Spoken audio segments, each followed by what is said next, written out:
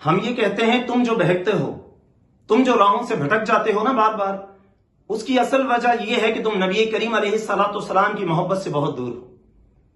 ٹک talker مفتی نے نبی کریم علیہ السلام کی شان میں جو گستاخی کی اور جو نازیبا الفاظ کہے، اللہ اکبر کبیرہ، یہ کوئی کیسے کہہ سکتا ہے؟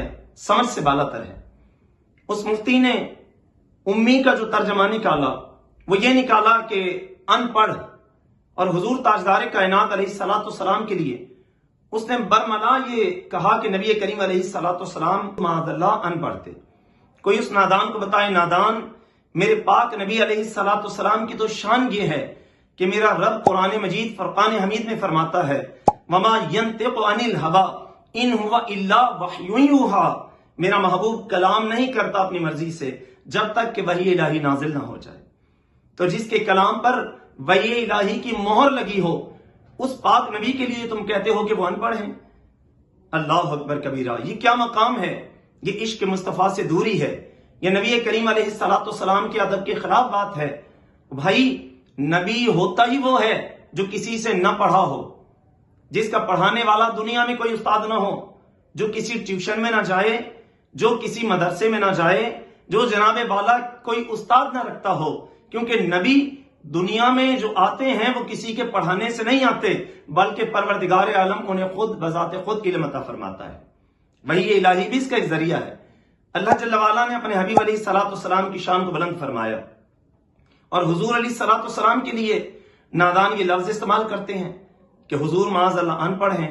ارے بھائی، حضور تاجدار کائنات کی تو شان یہ ہے، آپ کا تو مقام یہ ہے کہ جو آپ کے دامن مراد سے لگ جائے وہ علم کا خزانہ بن جاتا ہے۔ خود سرکار دو عالم کی حدیث ہے، میں علم کا شہر ہوں، علی اس کا دروازہ ہے۔ تو مولا علی جیسا عالم حضور علیہ السلام کے علم کی خیرات لے کر کائنات میں علی بن کے چمک رہا ہو، خود میرے نبی کے علم کا کیا مقام ہوگا؟ نبی کریم علیہ السلام کی ذات پر یہ کلام کیا اس شخص نے، اور یہ لفظ ترجمہ نکالا کہ حضور ان پڑھ ہے معاذ اللہ۔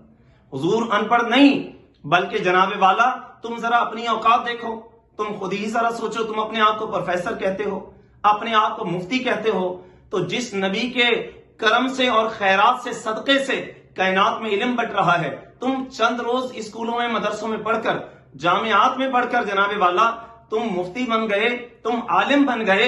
اگر تم سارا علم لے بیٹھے ہو، تم بتاؤ جس کے صدقے میں کائنات بنی ہے، تم اس کائنات میں آئے ہو، تمہیں اتنا علم ملا ہے، تو رسول اللہ کو کتنا علم رب نے عطا فرمایا ہوگا؟ ہاں، یہ بات ہے، حضور کائنات میں کسی سے پڑھے نہیں، حضور کا کوئی استاد نہیں۔ کیوں؟ کیونکہ پروردگار عالم نے خود اپنے حبیب کو علم عطا فرمایا۔ اللہ فرماتا ہے قرآن مجید میں الرحمن علم القرآن۔